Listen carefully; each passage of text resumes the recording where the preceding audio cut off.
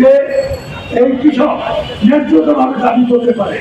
যে আজকে খাদ্যের সম্পন্ন করে যে বৈদেশিক মুদ্রা আমরা বাঁচিয়েছি তার আমরা অবশ্যই যদি অর্ধেক টাকাও আমাদের কৃষকদের জন্য ব্যয় করা হয় তাহলে সেখানে আমরা দেখি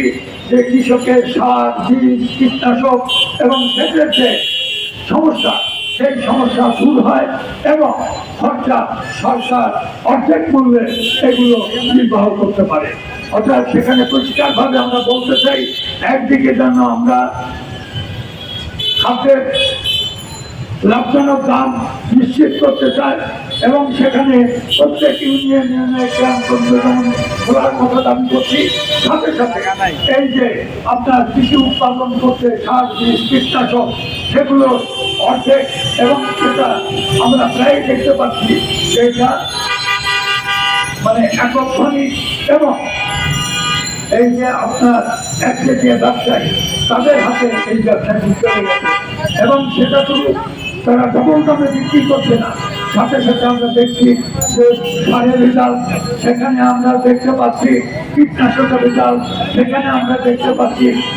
নিম্নমানের। অতএব এই সমস্ত দিক লক্ষ্য করবে সরকার এবং সাথে সাথে আমরা বলতে চাই আপনারা জানেন যে আমাদের এই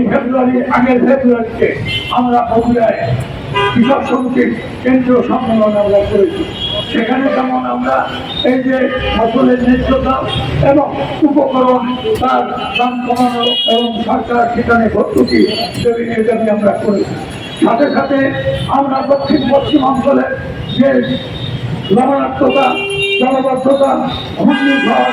এর কারণে যে আপনার ইকোলজিক্যাল ইমব্যালেন্স অর্থাৎ পরিবেশ জনিত যে সমস্যা সৃষ্টি হয়েছে সেই সমস্যার কারণে আজকে আমরা দেখতে পাচ্ছি সেখানে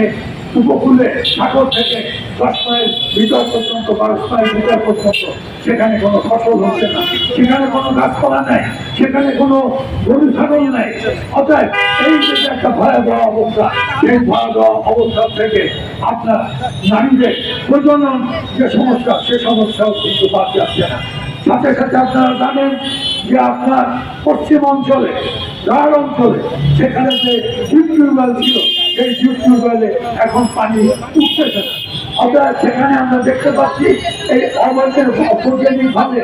যে সেচ ব্যবস্থা চালু হয়েছিল সেখানে আমাদের কথা হচ্ছে যে এই অঞ্চলে যত নদী আছে সেই নদীগুলোকে আপনার পুনঃখনন করে সংস্কার করে আপনার স্বাভাবিক যে পানি সেই পানি প্রবাহ সেচের জন্য ব্যবহার করার ব্যবস্থা করতে হবে।